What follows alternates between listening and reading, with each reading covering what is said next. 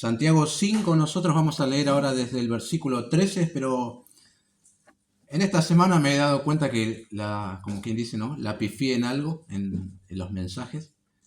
Yo pensaba hacer un mensaje aparte del versículo 12, o conectar con lo que venía. Eso no lo noté la anterior, ¿no? En esta me di cuenta que este versículo 12 armonizaba mejor con lo que nosotros vimos el domingo pasado. Así que por eso va a ser el único versículo que nos va a quedar colgado. Pensando otra vez en todos los versículos me di cuenta que entraba bien con el mensaje anterior. Por ejemplo, en los diferentes imperativos que vimos: tened paciencia hasta la venida del Señor, afirmar vuestros corazones, versículo 8, no os quejéis, versículo 9, y ahí entraba bien también el versículo 12, no juréis ni por el cielo, ¿no? Como que en el tiempo de prueba se quejaban, se impacientaban y también comenzaban a hacer vanos juramentos. Así que ya no lo vamos a considerar hoy. Tenía que haber entrado en el mensaje anterior. Vamos a leer desde el versículo 13. Santiago 5, 13. ¿Está alguno entre vosotros afligido? Haga oración. ¿Está alguno alegre? Cante alabanzas. ¿Está alguno enfermo entre vosotros? Llame a los ancianos de la iglesia y oren por él, ungiéndole con aceite en el nombre del Señor. Y la oración de fe salvará al enfermo, y el Señor lo levantará. Y si hubiere cometido pecados, le serán perdonados. Confesaos vuestras ofensas unos a otros, y orad unos por otros, para que seáis sanados. La oración eficaz del justo puede mucho. Elías era hombre sujeto a pasiones semejantes a las nuestras, y oró fervientemente para que no lloviese, y no llovió sobre la tierra por 3 años y 6 meses. Y otra vez oró, y el cielo dio lluvia, y la tierra produjo su fruto. Hasta ahí nuestra perícopa. Oremos. Señor, una vez más, gracias por los cánticos, los himnos que escuchamos, y aprendemos que tenemos que llevarlo todo a ti en oración, en nuestras aflicciones, temores, ir delante de ti. Has diseñado esto de una manera tan sencilla pero profunda como cerrar nuestros ojos, orar, buscar tu rostro y descansar, que tú vas a respondernos, vas a ayudarnos, vas a sanarnos, vas a tratar con nosotros. Gracias, oh Dios, por la oración, y necesitamos una comprensión más profunda de todo lo que implica la oración, una teología bíblica de la oración para poder atesorarlo, sobre todo conocer a quién estamos orando, y eso nos va a motivar a orar más. Así que gracias por eso. Bendice esta porción que hemos leído de Santiago 5. Reconocemos su inspiración, reconocemos que tú hablas a tus hijos a través de la Escritura y atraes a los pecadores a través de la misma. Así que, Señor, te pedimos en el precioso nombre de Jesús que la utilices. Amén. Bueno, una porción muy interesante, ¿no? Estos versículos que nosotros acabamos de leer son considerados los versículos más controversiales de toda la carta. Si bien hubieron momentos a lo mejor que generaban cierta tensión, estos son versículos muy debatidos, tratados. Algunos tienen una postura, otros tienen otras. Bueno, vamos a ver el por qué, ¿no? Son versículos que para algunos creyentes resulta la base de apoyo para la práctica del ungimiento con aceite, ¿no? Muy interesante. Estos son los versículos que se utilizan, tan común en algunas denominaciones, y bueno, lamentablemente otras denominaciones que la han llevado a un extremo vergonzoso, ¿no? A esto de ungir con aceite, ya hicieron cualquier cosa que hasta el día de hoy se siguen practicando, ¿no? Ahora, a lo mejor a nosotros nos resulta un poco extraño, ¿no? Esta práctica, porque nosotros no estamos, solo estamos acostumbrados a las dos instituciones del Señor, el bautismo en las aguas y la Santa Cena. Y como que leer acá que Santiago nos manda a ungir con aceite al enfermo nos choca un poco. O sea, tendríamos que preguntarnos, no sé si alguien se lo preguntó, ¿y por qué no estamos haciendo esto si es un mandamiento normativo, ¿no? Bueno, también algunos al leer entienden como que la oración puede y debe curar cualquier enfermedad. Acá están los versículos, ¿no? Dice que la oración de fe salvará al enfermo y nos manda a orar por otros para que seamos sanados. Interesante, ¿no? Otros pueden llegar a ver como que hay algo especial en la oración de los pastores. porque son ellos los que tienen que ser llamados por los hermanos para realizar este acto de ungir. Y a la vez se presenta un ejemplo notable del profeta Elías, que por su oración se realizó algo sobrenatural, como por ejemplo que la lluvia se detuviera por tanto tiempo y luego pedir otra vez para que sea enviada. Todo eso nos deja wow. ¿Podemos hacer todo esto hoy en día? Qué impresionante, ¿no? Ahora, eso es lo que está enseñando Santiago aquí en esta porción. Eso es lo que necesitamos nosotros responder, ¿no? Ya lo hemos dicho. Principio básico de la hermenéutica bíblica. El contexto de un pasaje siempre es el rey, ¿no? Una frase trillada. Un texto fuera de su contexto es un pretexto, como dicen, ¿no? Para otro texto, dicen algunos añadiendo allí al final. Y saben que si sacamos estos versículos de su contexto inmediato, lo que vimos los últimos 2 domingos, y del contexto más largo, toda la carta, llegaremos a cualquier interpretación, menos a la que el autor inspirado quiso transmitir. ¿No? Siempre es importante el contexto, acá parece ser más importante que siempre, ¿no? Por eso hay que caminar con esta porción, como quien dice, de puntitas de pie, ¿no? Vamos a prestar atención qué es lo que está diciendo Santiago, para que entendamos la porción, ¿no? Adentrándonos, primera observación. Hay una palabra que aparece en todos los versículos que leímos, ya sea en su forma de sustantivo o verbo. ¿Cuál es? ¿Están aquí? Es una palabra, sustantivo o verbo, está en todos los versículos. ¿Cómo? No. ¿Qué desafío puse con sustantivo y verbo? No me esperaba eso. Oración. Oración, sí. Orar, oración, bueno, eso está en todos los versículos. Así que eso ya nos está marcando a nosotros el sendero por donde tenemos que caminar, ¿no? ¿Cuál es el énfasis de Santiago aquí? La oración. Así que tenemos que conectar esto con el contexto. ¿Cuál es nuestro contexto? Bueno, Santiago escribió esta carta a creyentes de mayoría judía que estaban en la dispersión. Esa dispersión vino por causa de la persecución, ¿no? Están atravesando tiempos de pruebas. Santiago les ha dicho que deben gozarse cuando la prueba llegue, porque la prueba de vuestra fe, dice, produce paciencia. Les dijo también que si les falta sabiduría para atravesar la prueba, deben pedírsela a Dios. Él es muy generoso y la da abundantemente. Otra prueba que están atravesando es que hay ricos que los oprimen. La mayoría de los creyentes en aquel tiempo son pobres y están siendo oprimidos por los ricos. Los estafan y los llevan ante los tribunales. Santiago le dijo que tienen que tener paciencia hasta que el Señor venga, que afirmen sus corazones, que no se quejen y que no hagan vanos juramentos, según el versículo 12. Pero ahora quiere darles el antídoto por excelencia para atravesar cualquier prueba, aflicción, ¿no? Y es la oración.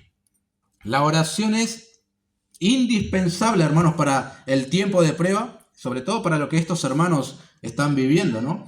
Esta conexión con el contexto nos va a permitir a nosotros entender qué es lo que está diciendo Santiago. Por eso, no te detengas tanto en el aceite, como hacen algunos. Tiene que ser de girasol o puede ser de soja. Hay que traerlo de Jerusalén o puede ser del chino. No te detengas en eso porque no es lo que está enfatizando Santiago. No te detengas tanto en las enfermedades. No te detengas tanto en las sanidades físicas. No es el énfasis de Santiago. Su énfasis es que la oración al Señor en tiempos de prueba es clave para que puedas superar cualquier prueba. Ese es el énfasis. Por alguna razón en todos los versículos tenemos sustantivo, verbo, oración, ¿no? Y por ese lado vamos a ir. He titulado el mensaje El antídoto por excelencia para las pruebas. La oración. En primer lugar, veamos, hermanos, propiamente el papel de la oración en la aflicción. Así comienza Santiago. ¿Está alguno entre vosotros afligido? Haga oración. Bueno, cuando es importante me gusta mencionar estas cosas del idioma original, etc. Esta palabra que se utiliza acá para afligido es importante. En su idioma original, ustedes saben, en el griego, aparece pocas veces en el Nuevo Testamento. A veces en español tenés varias veces, pero en su idioma original algunas solamente. La tenemos en 2 de Timoteo, traducido como penalidades, capítulo 2, versículo 3 y versículo 9. Tú pues sufre penalidades. Bueno, es la misma palabra que se utiliza aquí para afligido. Aparece también como soportar a sobreevangelistas, soporta las aflicciones. Bueno, capítulo 4, verso 5. Ahora notamos que su uso no tiene mucho que ver con las enfermedades físicas, ¿no? No se le usa en ese contexto. Por eso algunos diccionarios interpretan esta palabra como atravesar adversidad, soportar sufrimientos o problemas, sufrir el mal. Eso es estar afligido, ¿no? Y eso condice mejor con el contexto de estos hermanos que están en pruebas. Es decir, los que están sufriendo pruebas a manos de otros, hagan oración. Sé que la oración también se utiliza, ¿no? Para tiempos de enfermedades físicas, lo hacemos, pero por el momento vamos a detenernos y concentrarnos en nuestro contexto. Los afligidos por la persecución, los afligidos por los ricos opresores, hagan oración. Ahora suena raro, ¿no? Hagan oración. Parece como una invitación a un ritual. Traigan un par de suyos y haga esta oración y va a andar bien. No, la idea es no deje de orar. El presente de imperativo expresa la idea de un orar continuo. La NBI traduce así: ¿está afligido alguno entre ustedes? Que ore. Pero la idea es que permanezca en oración. Sigan orando, es lo que está diciendo Santiago. Y no como una obligación del cristiano, no como parte de una ley, sino porque la respuesta a esas aflicciones están en la oración. Si la audiencia está diciendo, ¿cómo que acá en la oración si lo que me pasa es esto? Bueno, ahí está la respuesta. Ahora, yo sé, hermanos, que parece una respuesta muy simplista para el tiempo de aflicción. Que vivo, orá y se acabó todo. Y si eso no quita la aflicción. Pero hay algunas cuestiones que tenemos que tener en cuenta, hermanos, con respecto a la oración. Por eso decía, necesitamos una teología bíblica de la oración. Solo mencionaré algunas cosas. Primero, la oración no se dirige al pastor, no se dirige a un ángel, la oración no se dirige a un ídolo que yo me inventé, ni tampoco a alguien que se encuentra en algún lugar lejano de este mundo y que no tiene nada que ver con nosotros. La oración se dirige al Dios creador de todas las cosas, con quien tenemos una relación. Él es nuestro Padre, nosotros sus hijos, por los méritos del Señor Jesucristo. Él nos ama. Toda buena dádiva, todo don perfecto desciende de Él y Él nos invita a venir en oración. La motivación a la oración, hermanos, se fortalece cuando entendemos a quién estamos orando, ¿no? No a un ídolo muerto como las religiones, sino al único Dios vivo y verdadero, creador de todas las cosas. Además, es alguien todopoderoso y que puede ayudarnos en la aflicción. ¿Hay para Dios alguna cosa difícil? Dice Génesis 18, por supuesto que no. Entonces, sigue orando. Segundo, como hemos visto, estamos orando a alguien que es muy misericordioso y compasivo. A lo mejor las aflicciones de estos hermanos vinieron por causa de algún pecado, a lo mejor no. Bueno, cuando hay arrepentimiento y humillación ante Dios, Él te perdona, Él te abraza, Él te levanta una vez más. No estamos orando a alguien despiadado, a alguien que hace acepción de personas, a alguien que ciertos pecados no está dispuesto a perdonarte, no, sino a alguien que es rico en misericordia. Y por su gran amor con que nos amó, aún estando nosotros muertos en pecado, nos dio vida juntamente con Cristo. Efesios 2. Sigue orando porque Él es bueno. Tercero, tenemos que continuar orando porque el mismo Señor nos invita a hacerlo. Ya lo he citado en otros mensajes, pero en Lucas capítulo 18 Jesús contó una parábola sobre la necesidad de orar siempre y no desmayar. Y Él mismo es el ejemplo supremo de esto que enseñó. Si Él se levantaba temprano y se apartaba para estar a solas con sus padres, solamente oraba y disfrutaba de la comunión con él. Y en la hora más amarga de su vida, llegando al clímax de su ministerio, en Getsemaní, la Escritura dice, y estando en agonía, oraba más intensamente. Lucas 22. Y fue el mismo Señor quien dijo, pedid y se os dará. Buscad y hallaréis. Y llamad y se os abrirá, ¿no? Todo aquel que pide recibe, el que busca halla, el que llama se le abre, ¿no? Entonces, ¿está alguno entre vosotros afligido? Siga orando. Porque, según 2 Samuel 22:7, en mi angustia invoqué a Jehová y clamé a mi Dios. Él oyó mi voz desde su templo y mi clamor llegó a sus oídos. Dale una prioridad a la oración que antes no le damos. Como desafío siempre me gusta meter este bocadito. ¿Qué tal darle el lugar que se merece a las reuniones de oración de tu iglesia local? Porque allí no solamente continúas orando, sino que otros se suman a llevar esa carga que te aflige. Y veremos después si el Señor no te socorre, ¿no? Pero no puedes, hermano, dejar de orar. Y más con las tremendas promesas que tenemos en la Escritura para aquellos que solamente piden al Señor. Podemos echar toda nuestra ansiedad sobre Él, porque Él tiene cuidado de nosotros, 1 Pedro 5. Además dijo también el apóstol, los que padecen según la voluntad de Dios, encomienden sus almas al fiel Creador y hagan el bien. El capítulo 4 de su primera carta, ¿no? Los creyentes en aflicción tienen que continuar orando, no dejar de hacerlo, nunca, ¿no? Algunos han colocado a la oración, tal vez en el mejor de los casos, el segundo, tercero, cuarto o último recurso, el menos importante.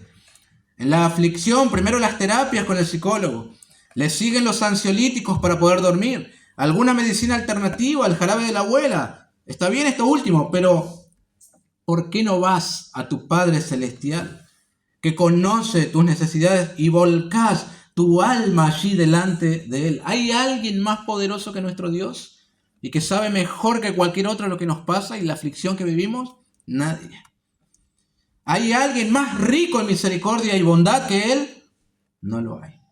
Sigue orando. Entonces, dice Lamentaciones 3, 57 y 58.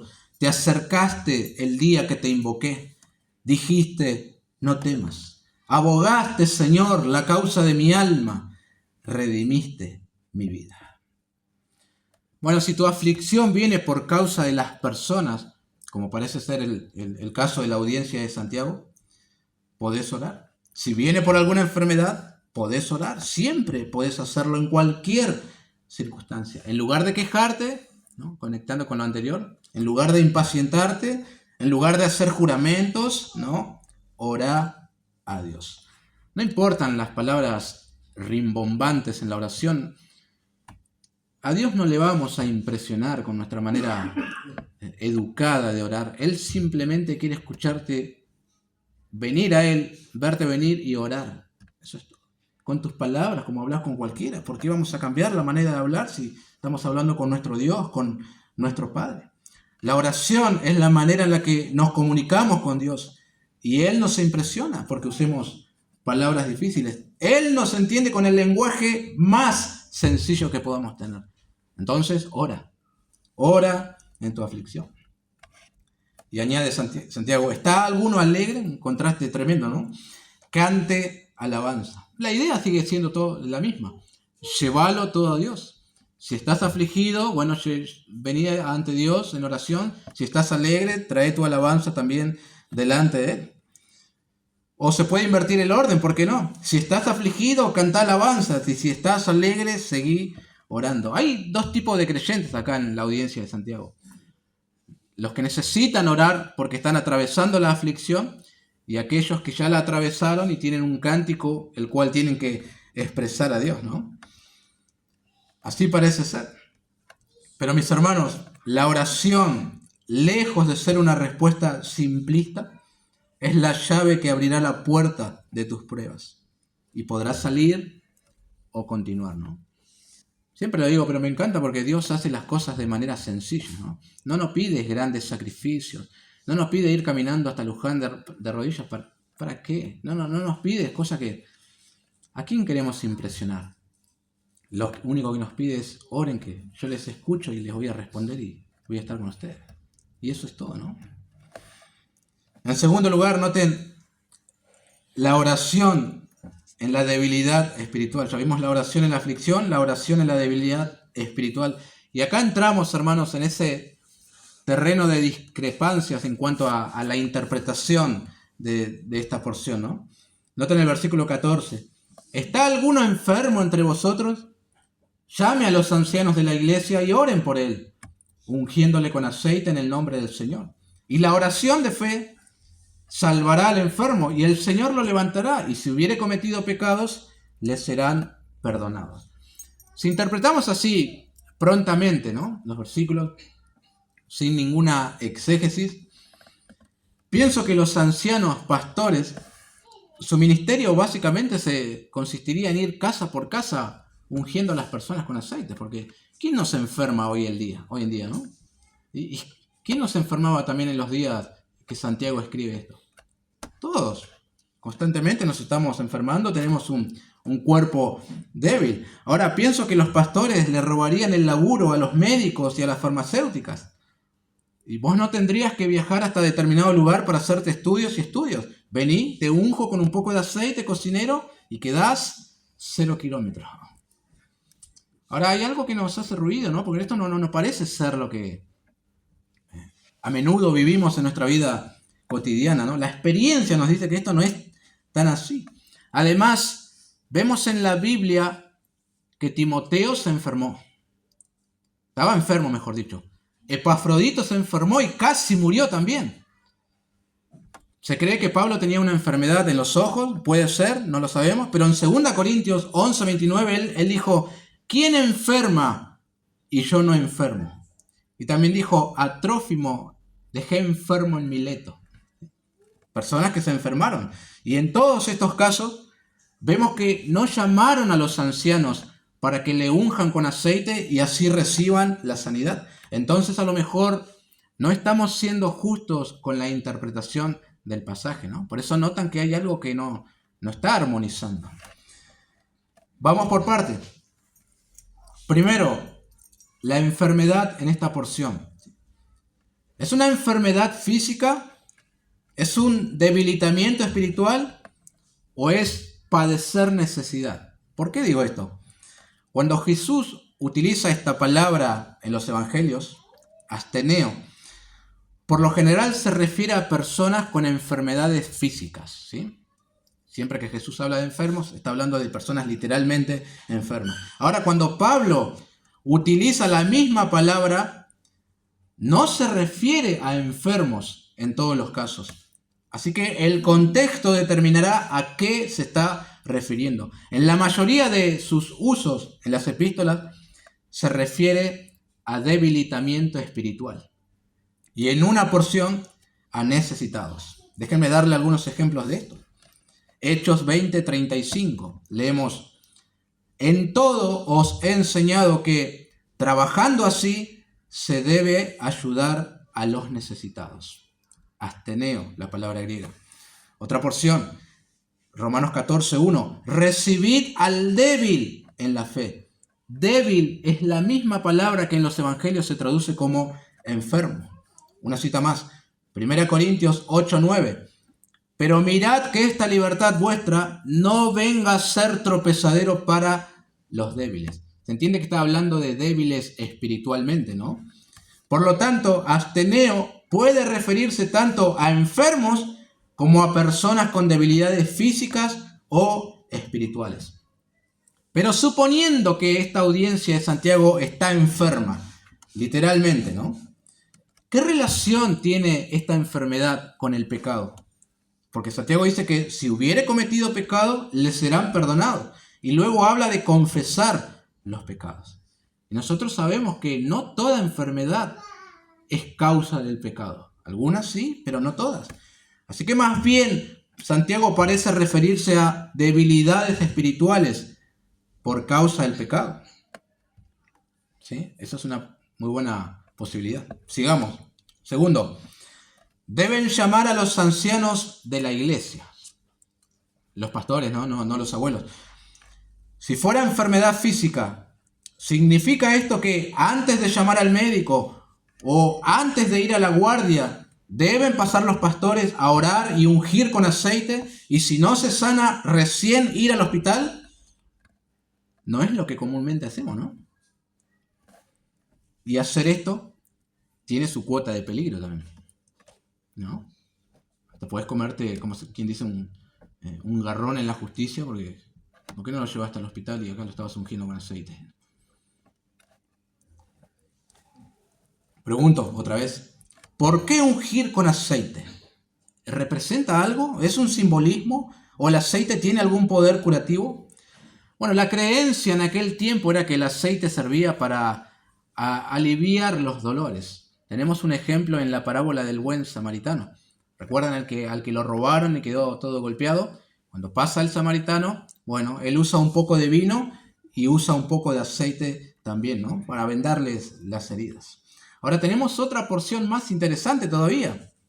Marcos 6, 12 y 13. Y saliendo los discípulos, predicaban que los hombres se arrepintiesen y echaban fuera muchos demonios y ungían con aceite a muchos enfermos y los sanaban.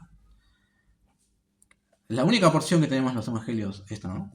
Así que alguien puede llegar a ver el ungimiento con aceite como algo indispensable para la sanidad, para recibir, ¿no? Presenta algunos problemas, una interpretación así. Jesús sanó a muchas personas y no utilizó aceite. Los apóstoles también hicieron grandes sanidades, pero no utilizaron aceite. Entonces, hermanos, el énfasis no debe recaer sobre el aceite, sino en la oración. Por eso me inclino más a pensar que Santiago está hablando de debilitamiento espiritual y no una enfermedad física. Ahora, si alguien piensa que Santiago está hablando de enfermedades físicas, bueno, no hay problema, siempre y cuando pongamos el énfasis donde corresponde, ¿no? Una tercera observación a esto. Se habla de pecado en este contexto. Y eso parece armonizar mejor con debilitamiento espiritual. O sea que, como dije, no toda enfermedad es causa del pecado. Como no confesaban el pecado, cayeron en una debilidad espiritual, como los corintios. Entonces, al llamar a los ancianos, la idea era que te arrepientas, confieses, ellos oren intercediendo, recibas el perdón y seas restaurado nuevamente. Esa oración de fe salvará al enfermo, es decir, librará de esa condición al que está débil espiritualmente. Otra vez, hermanos, el énfasis no está en la visita de los ancianos en tu casa. El énfasis no está en el aceite. El énfasis no está en que toda enfermedad tiene como causa el pecado. El énfasis no está en que si oran y no te sanás es por falta de fe. No, el énfasis está en que la oración es eficaz en periodos de pruebas, aflicciones y debilidades espirituales. Entonces necesitas orar y necesitas que otros oren también por vos. Si estás enfermo, bueno, eso va a afectar tu estado de ánimo y probablemente te debilites. Si estás débil espiritualmente, probablemente te afecte el físico y te enfermes también. Por lo tanto, no dejes de orar. Es la idea de Santiago. El Señor te levantará. Ponte a cuentas con Él a través de la oración. De ser necesario, llama a los ancianos de la iglesia, a los pastores, para que oren por vos y te ayuden en tu debilidad espiritual. Pero que la oración ocupe un lugar importante en tu vida, en esta etapa de aflicción y de prueba que estás atravesando, ¿no? Yo sé, hermanos, que hay iglesias que a lo mejor manejan este asunto de otras maneras, ¿no? Estamos nosotros tratando de ser precisos y fieles al contexto, ¿no? Una vez una hermana en Cristo, una abuela, ya hace algunos años, ¿no? ya partió con el Señor, ella pidió ser ungida con aceite. Y el pastor nos propuso en su momento a dos, y bueno, fuimos y se hizo. Oramos y el pastor la ungió con aceite. Pero recuerdo la oración del pastor en ese momento. Él decía que lo hacíamos no entendiéndolo todo. Y eso está bien porque eso demuestra humildad, hermanos, ¿no? en un asunto que otros hermanos pueden interpretar diferente. Pero yo creo, por lo menos hoy, en este momento, que el énfasis no está en ungir con aceite o no hacerlo, ¿no? Sino en la oración. ¿Fue una práctica de los primeros cristianos? Y puede ser. Y de hecho hay registros históricos y los padres de la iglesia que practicaban esto. Hay iglesias en la actualidad que lo siguen haciendo, puede ser también. Ahora también sabemos que los discípulos, cuando eligieron al sucesor de Judas, echaron suertes y la suerte cayó sobre Matías. Hoy para elegir a un oficial de la iglesia no hacemos así, ¿no? Tenemos otros pasajes más claros, normativos para la iglesia. Bueno, como para pensar, ¿no? En tercer lugar, abordemos más ahora la confesión de pecados y la oración. Versículo 16. Confesaos vuestras ofensas unos a otros y orad unos por otros para que seáis sanados. La oración eficaz del justo puede mucho. Otra vez aparece el término sanados, ¿no? Enfermedad y todo esto como que nos puede confundir un poco. Hay algunas cosas acá que tienen que ver con las traducciones. Nuestra Reina Valera omite algo que la NBI y la Biblia de las Américas sí incluyen. Y bueno, es una conexión que nos sirve, ¿no? En el inicio del versículo aquí, la NBI leemos por eso, ¿sí? Y en la Biblia de las Américas, por tanto. Así comienzan en ambas traducciones el versículo 16, ¿no? Es decir, tiene relación directa con lo que se dijo anteriormente. Podemos formular así el versículo. Por tanto, ya que el pecado puede producir enfermedad o debilitamiento espiritual, mejor, confiésenlo unos a otros y oren unos por otros para que sean sanados o restaurados espiritualmente, ¿no? Ahora, aunque el énfasis sigue estando en la oración, como en todos los versículos, hay detalles importantes también que vale la pena prestar atención, ¿no? Por ejemplo, el hecho de hacer una confesión de pecado. Eso es lo que se está mandando acá, confesar tus ofensas y tus pecados unos a otros. Hay religiones como la ICAR, la Iglesia Católica, que ha llevado esto a un extremo muy lejos, ya saliéndose de los parámetros bíblicos, y practican ellos de una manera, creo yo, no bíblica lo que es la confesión.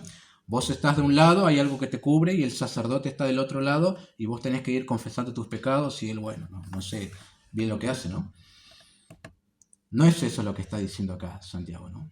Nada que ver a eso. No es a cualquiera que le tenés que confesar tus pecados. Santiago se refiere a las faltas cometidas contra un hermano. Ni siquiera son las faltas cometidas contra Dios. Puede ser así, la confesión tiene que ser ante Dios y se acabó. En otras palabras, el mandamiento es que pidas perdón a quien has ofendido. Y posteriormente oren juntos, ¿no? Eso es lo que está diciendo. En este caso, no es una confesión pública ante toda la iglesia y tampoco ante los pastores de la congregación, sino ante el hermano que se ha ofendido. Es a él que le confesás tu pecado y en arrepentimiento oran juntos. Esa oración es muy poderosa, eficaz y va a restaurar la vida. ¿Vieron cómo hay que mirar todo en su contexto y va cobrando un sentido a lo mejor diferente? Por eso digo, hermanos, si tu pecado ha causado una fricción o rotura en la relación con tu hermano, con tu hijo, con tu padre, con tu pastor o quien sea, deberías juntarte y confesar tu pecado. Y lo peor que puedes hacer es guardarlo en tu corazón. Fingir que no pasó nada. El tiempo cura las heridas que ocasioné. O decir que él tiene más culpa que yo. No es así. Tu vida espiritual va a comenzar a debilitarte. ¿Y por qué no? Tu físico también. Si somos uno, espíritu y cuerpo, hay una conexión en todo. Si es un hermano contra quien pecaste y lo confesás pidiendo perdón, luego pueden orar juntos y esa oración sanará al enfermo, es decir, al que ha sido debilitado por el pecado. Ese hermano puede ser tu esposa, tu esposo, tu cónyuge, bueno, cualquiera, ¿no? Muy interesante que el apóstol Pedro dice que las oraciones pueden ser estorbadas. 1 Pedro 3:7. Entonces, la confesión logra que ese estorbo sea quitado. Si hay algo que no confesaste, vos mismo estás levantando un muro. Algunos creen, hermanos, que confesándole la ofensa a Dios en secreto ya es suficiente. Pero no es así. Cuando tu pecado es contra un hermano, tenés que ir a él. Y de alguna manera, eso es una confesión pública. La confesión a Dios puede ser la salida más fácil que encuentre el cristiano. Alguna manera de tranquilizar el peso que tiene en su conciencia. Pero Santiago dice, confesaos vuestras ofensas. ¿Solamente a Dios? No, sino unos a otros. Otra vez, algunas iglesias, sobre todo las primeras, llevaron a esto como una práctica constante de la iglesia. Y más o menos 2 o 3 veces por semana se reunía la iglesia solamente para hacer confesión de pecados. No me parece que sea así el énfasis de Santiago, ¿no? Sino en el trato personal con la persona que vos ofendiste. A lo mejor no tenga nada de malo hacer ese tipo de práctica. Puede ser bueno. Sinceramente, no parece ser lo que Santiago está enseñando, ¿no? Se trata más bien de ofensa y perdón, oración y sanidad. Ahora, usted no tiene que levantar la mano y decir, no, oren por mí, pequé contra un hermano. Error. Tenés que ir a la persona y pedirle perdón por pecar contra él. Usted no tiene que decir, si te ofendí en algo, te pido disculpas. Error. Tiene que decirle con certeza, pequé contra vos y pido que me perdones. William Barclay dice que esta era una costumbre de la iglesia morava. Y Wesley adoptó en las primeras clases metodistas eso de confesar. Como dije, se reunían 2 o 3 veces por semana para confesarse sus faltas unos a otros y orar los unos por los otros para que sean sanados. Como dije, está bien la práctica, pero hay que tener un poco de cuidado también con esa práctica, ¿no? Se debe tener cuidado con las confesiones públicas, porque pueden hacer más mal que bien, ¿no? Uno comienza a ventilar algo del hogar que yo no tengo por qué saberlo, ¿no? Y puedes estar humillando a otra persona por la confesión que estás haciendo, entonces no. Hay que cuidarse con eso. Por eso la idea, hermanos, apunta más a que si ofendiste a alguien, tenés que confesarle tu pecado y pedirle perdón. Y no se trate de un disculpame superficialmente, ¿no? Ahora, como un detalle, me encanta esto que nosotros vemos constantemente en el Nuevo Testamento, ¿no? Cómo la vida del cristiano no funciona aislada de otros. No es así. Este concepto de unos a otros se utiliza muchas veces en la Biblia, ¿no? Y también cuando se ha pecado contra otros. Pero para que esto suceda, tanto el pecador, mejor dicho, como el arrepentimiento y la oración, esto tiene que ver con una vida en comunidad, ¿no? Si no, ¿contra quién pegas? Si no te hablas con nadie, obvio que esto no va a poder ser. Y te perdés también esta bendición de recibir sanidad, ¿no? Muy interesante también que nos dice que la oración eficaz del justo puede mucho. Y nos gusta ese versículo y lo tenemos así, ¿no? En la ladera y en diferentes lugares. Pero ¿quién es este justo? ¿Quién es este que puede orar y traer sanidad? A lo mejor pensamos en un gigante de la fe, ¿no? Daniel, sí, él oraba 3 veces al día con la ventana abierta. Seguramente se está refiriendo a él. Ese tipo que ora y mueve montañas. Pero no. El justo, en los términos del Nuevo Testamento, es aquel cuyos pecados han sido perdonados y él ha sido justificado por la fe. Ahora puede venir ante el trono de la gracia y orar. La oración de cualquier hermano que está bien con Dios es eficaz y poderosa. Ese es el justo. A veces se cree que la oración del pastor llega primero al cielo que la de otro hermano. Pero no es así. Ahí viene fulanito de tal lado y él va a orar. Pará. ¿Cómo que va a orar?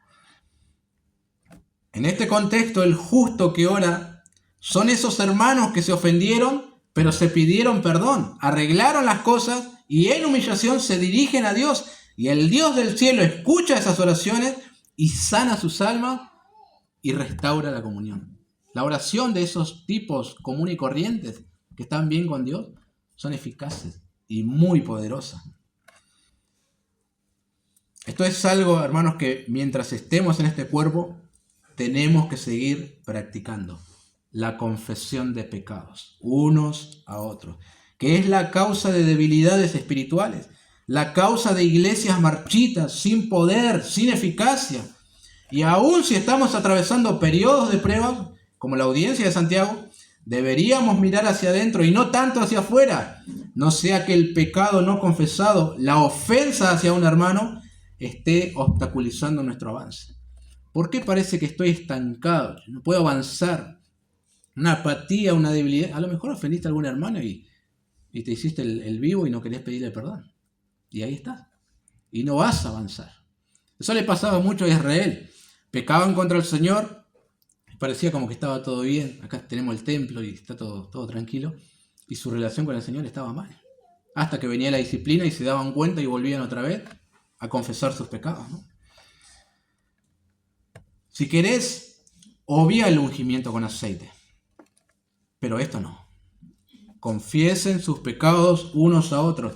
Pidan perdón por haberse ofendido y oren por restauración.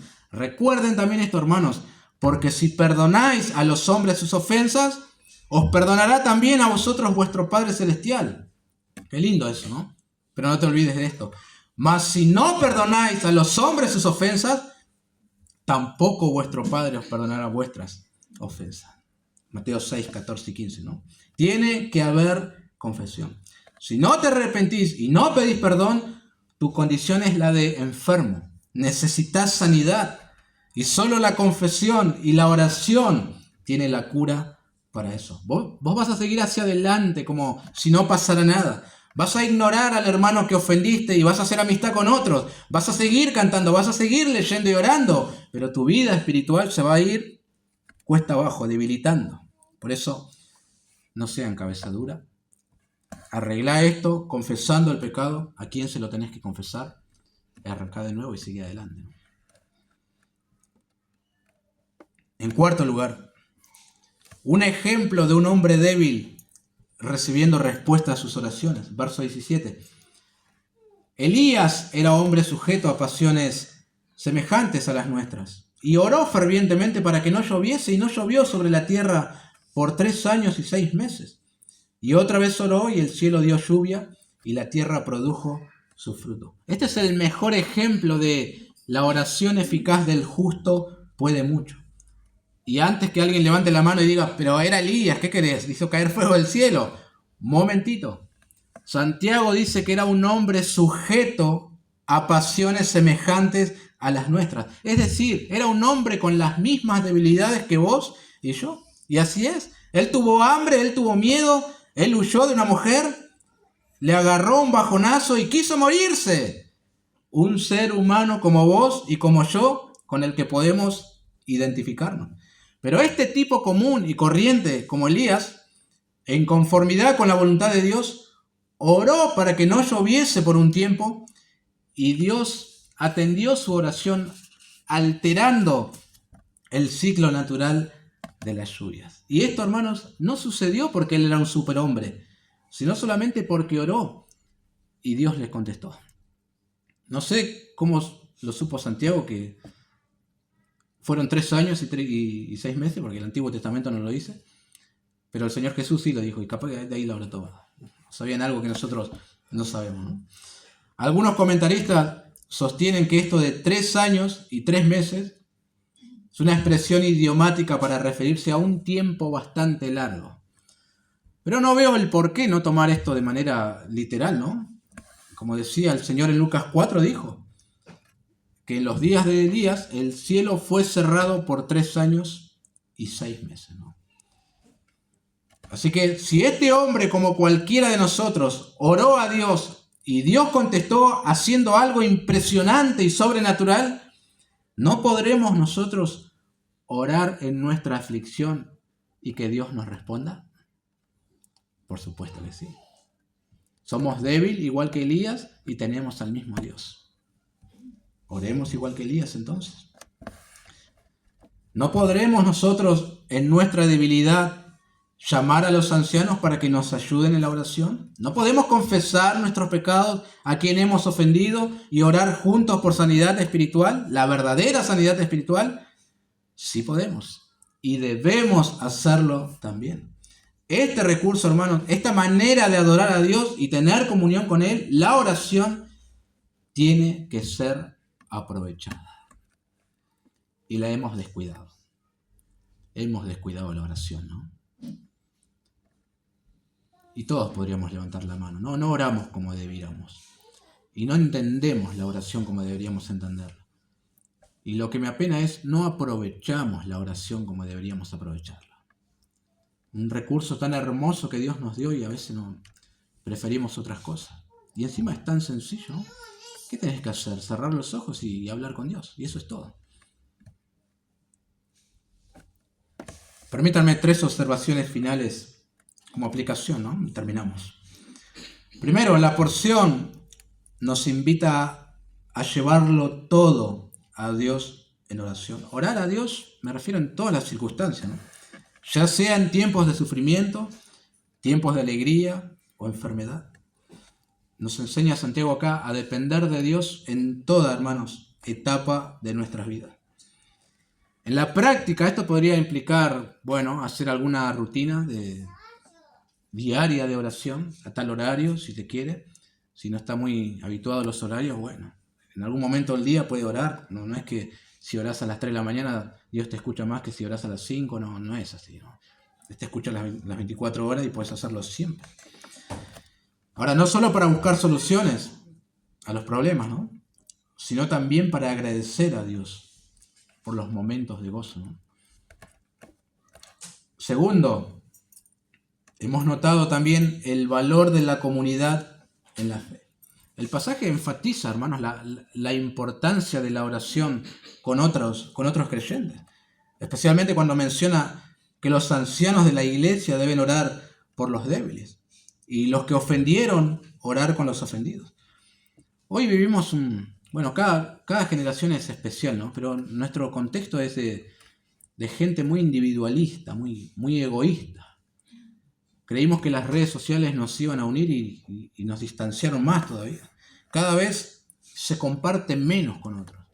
Acá, mi hogar, mi mundo y todo bien con vos, pero no, ahí está afuera nomás, no podés entrar acá. Y así estamos viviendo. Pero seamos contraculturales, hermanos. Participemos activamente en las reuniones de oración. Y no solamente eso. En la semana te podés juntar con otros hermanos y orar. Seamos una comunidad de fe que ora juntos. Eso necesitamos. Orar juntos. No hace falta hacer un programa, todo esto. Voy a la casa de la hermana, voy a orar con ella. Y se acabó. Y eso es todo. Pero aprovechen también, ¿sí?, el tiempo de orar juntos. No es lo mismo empujar un carro uno solo que empujar 3, ¿no? Hay un alivio ahí. Eso es lo que hacemos cuando oramos acá. Ayudarte en tu prueba solamente orando a Dios. Y tercero, hay que confesar los pecados para restaurar relaciones. Somos una comunidad de fe, sí. Nos amamos, sí. Pero también pecamos contra otros. Yo voy a pecar también contra vos y vos vas a pecar contra mí. Y a veces uno a lo mejor se ofende y se va y no busca una manera de restaurar, ¿no? Si pecaste contra algún hermano, no des más vueltas, ¿no? No des más vueltas. Tenés que arrepentirte, buscar la relación. Si otros pecaron contra vos, sé pronto para perdonar, ¿no? No lo hagas como diciendo, voy a hacer sufrir hasta... No, tenés que perdonarlo pronto. Si hay alguien acá con el que no podés sentarte y orar, alguna barrera debe haber en el medio, ¿no? Y esa barrera tiene que ser quitada. Y la confesión la va a quitar. Confesá el pecado y ahí vas a poder orar con esa persona otra vez, ¿no? Es importante la oración, así que ojalá que nos haga pensar en la semana, ¿no? Oremos.